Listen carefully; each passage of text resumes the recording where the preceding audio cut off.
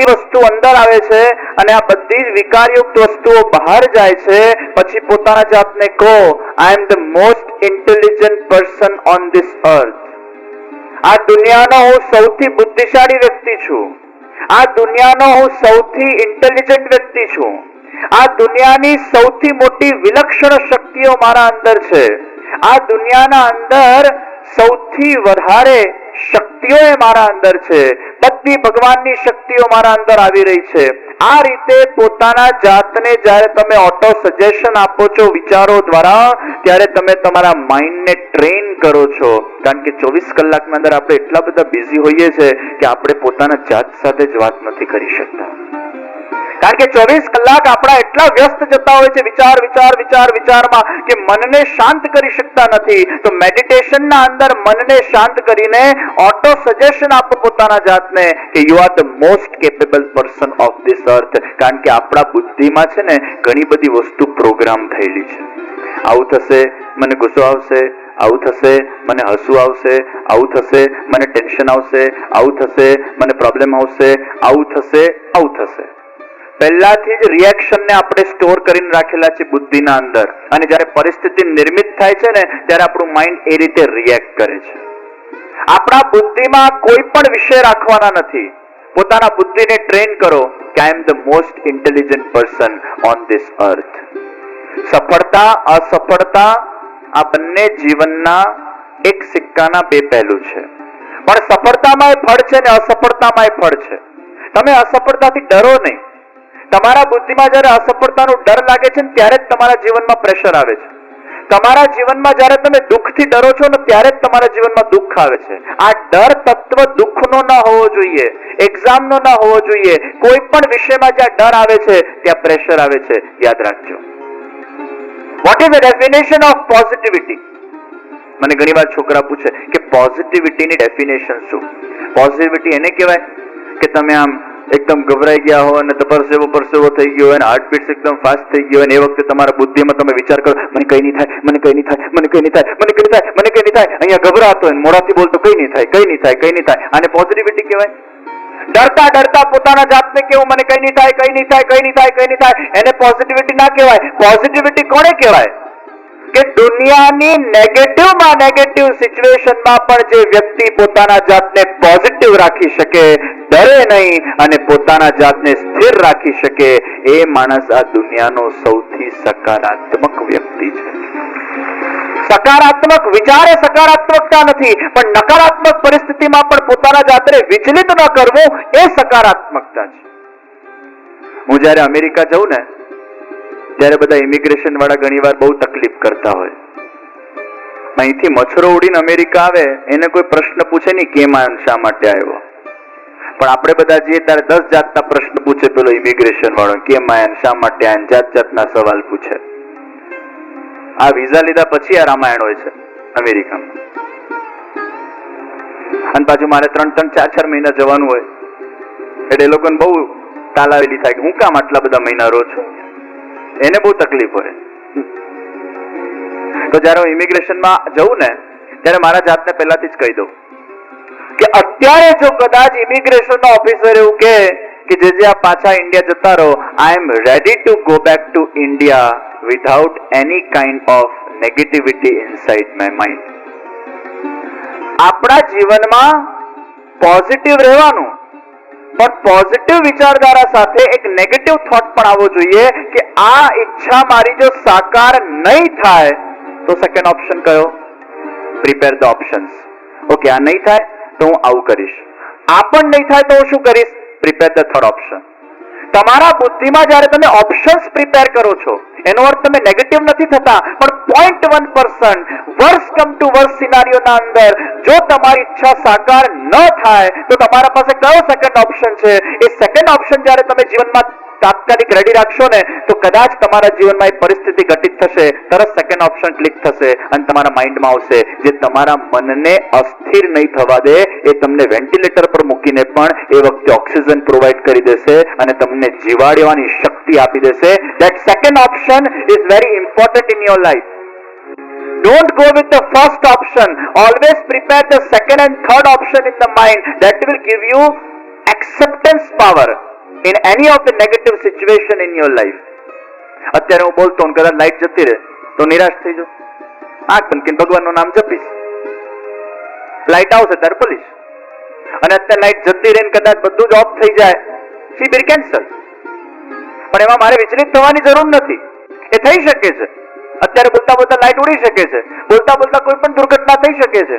પણ એ પરિસ્થિતિઓમાં when you go with the option, you have to accept what happens at what time. તો અસફળતાથી ગભરાશો તો સફળ નહીં થાવ, પણ અસફળતાને સ્વીકાર કરશો તો જીવનમાં તમને સફળતા પ્રાપ્ત થશે. કારણ કે અસફળતા સ્વીકારવાની વસ્તુ છે, એ તમને વધારે પરિપક્વ બનાવે છે. આજના છોકરાઓ આ 3 અવસ્થામાં નિર્ણય લે છે. મારી કથામાં મેં કીધેલું, અતિશય ગુસ્સામાં, અતિશય ડિપ્રેશનમાં. તમારા જીવનમાં ફેલિયર આવે, ગભરાતા નહીં. સફળ માનતો થઈ જાય છે ને, પછી એના જીવનમાં એને કેટલી પણ સફળતા પણ મળતી હશે ને તો પણ એ પોતાના જાતને અસફળ જ રાખતો હોય છે. કારણ કે એ પોતાના જાત પ્રતિ જ વિશ્વાસને ખોઈ બેઠો છે. आत्मविश्वास अगर बढ़ जाए व्यक्ति का तो उसके मन के ऊपर उसका कंट्रोल एस्टेब्लिश होता है. અને એ આત્મવિશ્વાસ વધારવા માટે તમારે ભક્તિનો સહારો લેવો પડશે. આધ્યાત્મિકતા, ભક્તિ અને ભગવાન એ તત્વથી તમારો આત્મવિશ્વાસ વધે છે. ભગવાન ઉપરનો વિશ્વાસ એ તમારા આત્મવિશ્વાસ છે. ભગવાનનો આભાર માનવો એનું નામ ભક્તિ છે. રોજ સવારે ઉઠો ને ત્યારે ભગવાનનો આભાર માનો. હે ભગવાન, I am thankful to you, you gave me another day in my life. રોજ સવાર પડે ત્યારે ભગવાનનો આભાર માનો. કારણ કે આપણને ખબર છે આપણે કેટલું જીવવાના છે, આપણને ખબર છે આપણી જિંદગી કેટલી છે. કોણ જાણે આપણે ઊંઘતા ઊંઘતા જ પહોંચી જઈએ. એટલે જયારે સવાર પડે ને ત્યારે ભગવાનને આશ્વાસન આપજો, આ તો સારું છે ભાઈ, ભગવાન આપણા પર કૃપા કરે છે. તમને ખબર છે ભગવાન કેટલો કૃપાળુ છે. તમે ભગવાનના મંદિરમાં જાઓ છો, દર વખતે માંગવા જતા હો છો, પ્રાર્થના કરતા હો છો, પણ તમારે એક ભાવ બીજો પણ રાખવાનો કે ભગવાન કેટલો કૃપાળુ છે, ભગવાન મને કેટલી બધી વસ્તુ આપે છે, એ આપણે ભૂલી ગયા છે. જો સૌથી મોટી ભગવાનની કૃપા ખબર છે શું છે? કે આપણને ભગવાન ભૂલાવી દે છે આપણે પૂર્વજન્મમાં કોણ હતા. આપણે ખબર છે બધું બની ચૂક્યા, કૂતરા બન્યા, બિલાડા બન્યા, ગધેડા બન્યા, ભેંસ બન્યા, હાથી બન્યા, કીડી બન્યા, કોકરોચ બન્યા, છાપકી બન્યા. હવે આ બધી યોનિઓમાંથી ભગવાને તમને મનુષ્ય જન્મ આપ્યું. હવે વિચાર કરો, 84 લાખ યોનિનું જો બેકગ્રાઉન્ડ તમારા બુદ્ધિમાં આવી જાય, તમે આ જીવનમાં જીવી જ ના શકો. તમને છાપકી બનેલા ત્યારે કેવો અનુભવ થતો એ મનુષ્ય યોનિઓમાં થવા લાગે. તમે જીવી જ ના શકો. ભગવાને બધી ફોર્મેટ મારીને મોકલ્યું છે કોમ્પ્યુટરને, કોઈ ફાઇલ સ્ટોર નથી, હિસ્ટ્રી ડિલીટ કરી નાખી છે. અરે ભાઈ, આ જીવનના અંદર કાલે આપણને કોઈ વ્યક્તિ કઈ કહી જાય છે, એ આપણે 10 દિવસ સુધી ભૂલતા નથી. તો 84 લાખનો ફેરો જો વ્યક્તિને યાદ આવી જાય તો માણસ આ જીવી જ ના શકે. 80 વર્ષના ભગવાનનો ઉપકાર માનવો જોઈએ કે ભગવાને તમારી હિસ્ટ્રી ડિલીટ કરીને આ સંસારમાં તમને મોકલ્યા છે.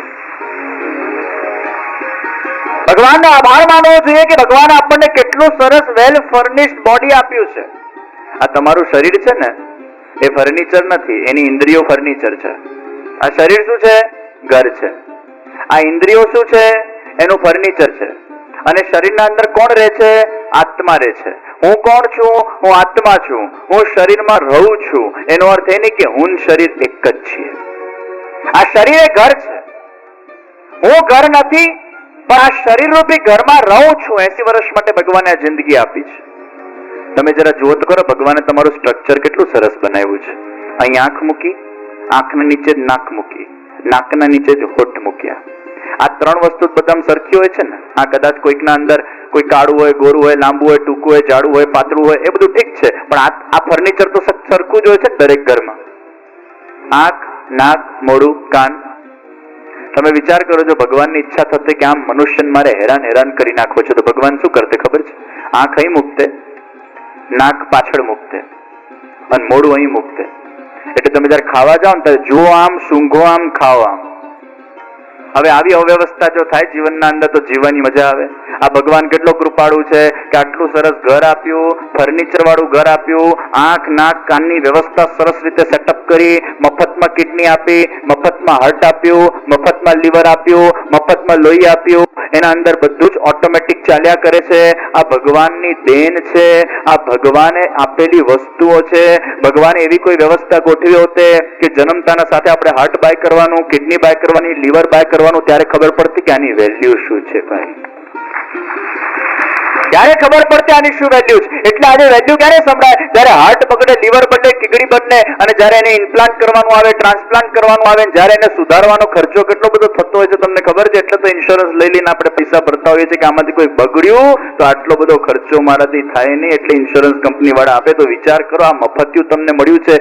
તમને કોઈ 1-2 રૂપિયાની ચોકલેટ આપે તો મમ્મી પાછળથી પિંચ મારે, થેન્ક યુ બોલ, થેન્ક યુ બોલ, થેન્ક યુ બોલ. એ 2 રૂપિયાની ચોકલેટ માટે આપણે લોકોને થેન્ક યુ કહેતા હોય છે. ભગવાન આટલી કરોડો વસ્તુઓ, કરોડો રૂપિયાની પ્રેશિયસ સ્પેરપાર્ટ આપણને આપ્યા છે, તો ભગવાનને થેન્ક યુ ના બોલવું જોઈએ?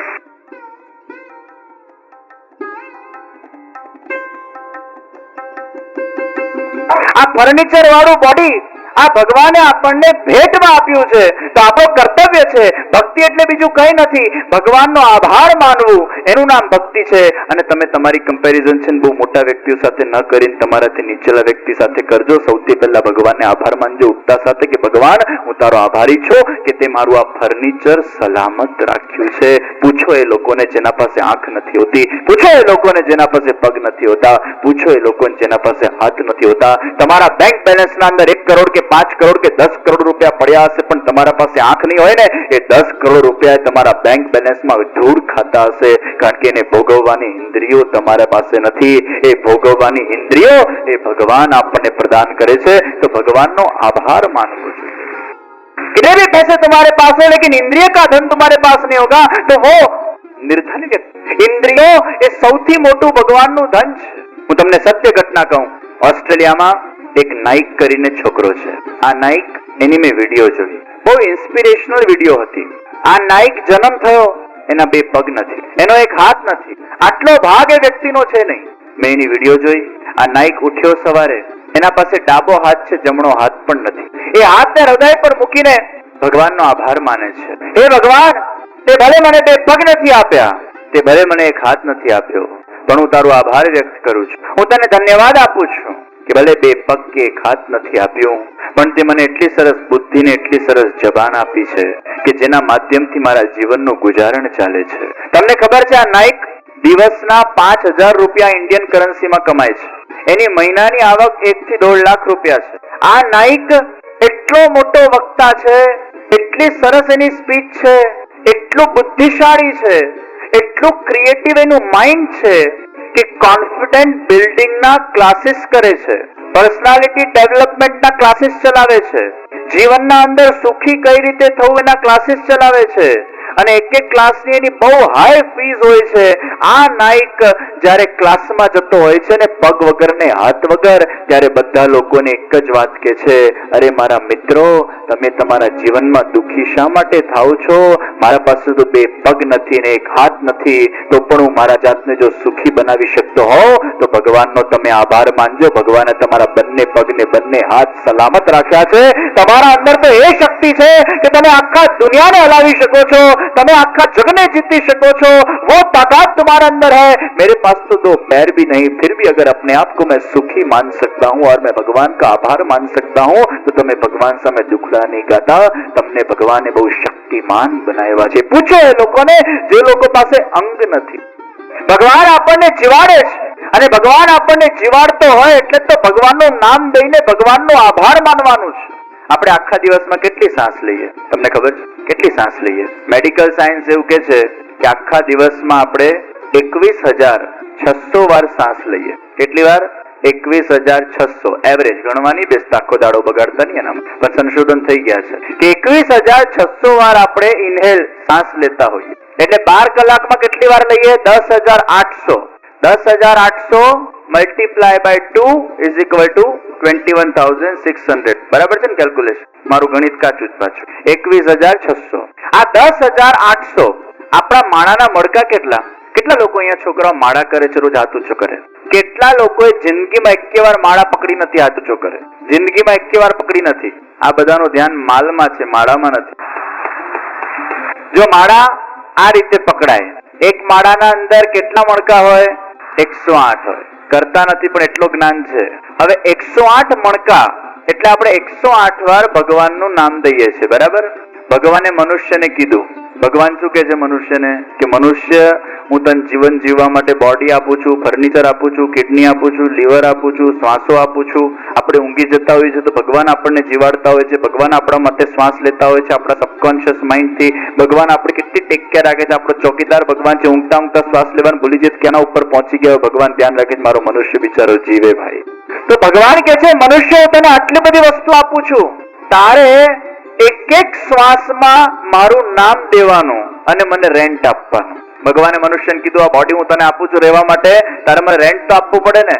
આપણે કોઈના ઘરે રહેતા હોય મફત થોડું રહેવાય, રેન્ટ તો આપવું પડે ને. તો ભગવાને કીધું એક એક શ્વાસમાં તારે મારું નામ લેવાનું, એ તારું રેન્ટ. તો મનુષ્ય ભગવાનને કમ્પ્લેન કરી ભગવાન આટલું બધું રેન્ટ મારાથી અપાય નહીં, એક એક શ્વાસમાં તમારું નામ જ જપ્યા કરું તો મારાથી કર્મ ના થાય, દુનિયા ક્યાંથી ચાલે, વ્યવહાર ક્યાંથી ચાલે, ધંધો